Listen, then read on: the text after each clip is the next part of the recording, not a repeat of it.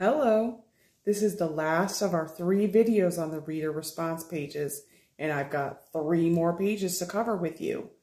Okay, so the first one we're going to look at is definitely another one that goes with fiction because it's focused on character. So what we're supposed to do for this one is create a character web, include any people, places, or traditions that affected the main character's words and actions. This one, I think, is getting a little harder.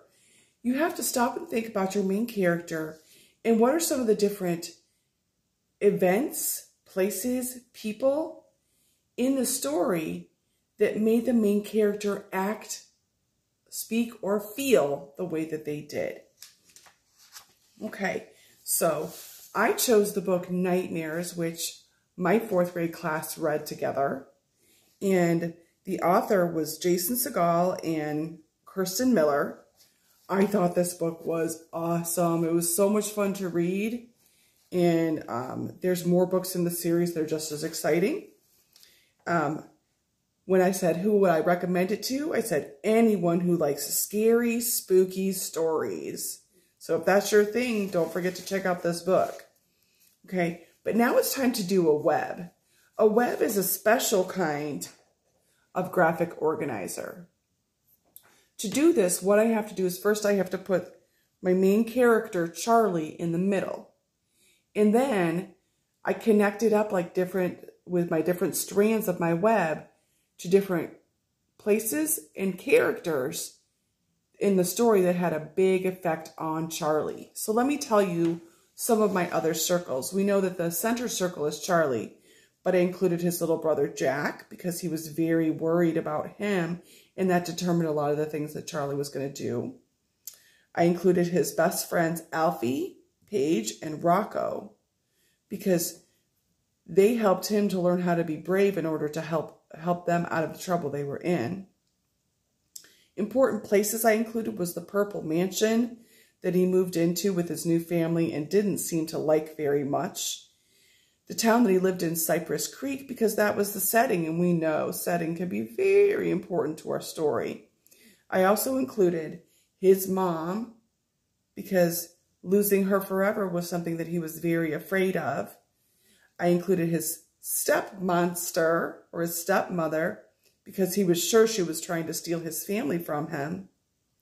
And then I included President Fear, who was the main bad guy or antagonist of our story and definitely had a big effect on what Charlie did.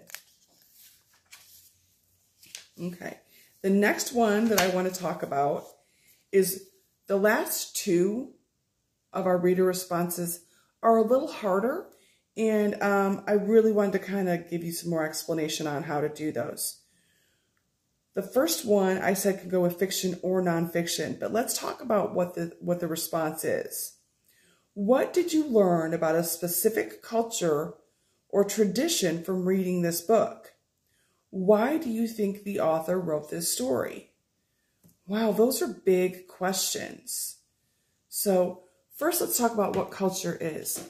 Culture is anything that involves the traditions and background of a person's family.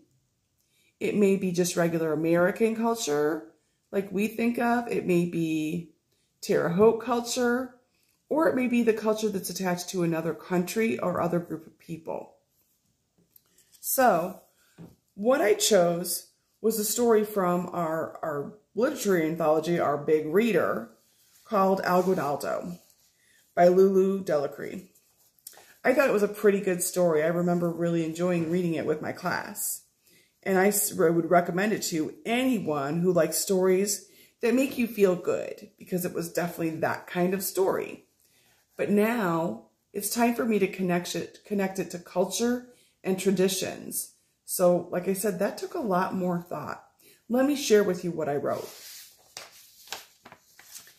In this story, I learned that it is a custom to make surprise Christmas gifts in Puerto Rican culture. Also, I learned that tembleque is a traditional Christmas dessert. I think the author wrote this story to share Puerto Rican culture and cheer people up. So like I said, can you tell this one's a little tougher? I'd still, if you think you can handle it, I'd like you to try and tackle this one. I bet you could do great. Okay. Guess what, friends? We are on our very last reader response sheet. And like I said before, it's another one that deals with culture. In this one, I really feel like we could go fiction or nonfiction on this one. Because this one says, how does the book reflect the author's traditions and beliefs? We could use it for nonfiction because if the author chose to tell you real facts about a culture, that would still be reflecting their traditions and beliefs. I chose to do fiction, and I chose to use a book that I've mentioned before in other videos. I used Where the Mountain Meets the Moon by Grace Lin. And once again, it's a book I think is awesome. I guess Miss Hamilton thinks a lot of books are awesome. And I said I would recommend it to anyone who likes stories with adventures and magic. So if that's right up your alley and you weren't in my class and haven't heard the story, grab this book and read it. So now let me tell you how I did my response part. Okay. This book reflects the author's traditions because, did you hear that?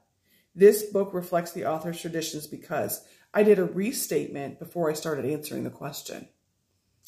Okay, because it uses Chinese folktales and the illustrations appear to be Chinese art. This makes the story very unique and interesting. Like I said, that's our very last reader response page.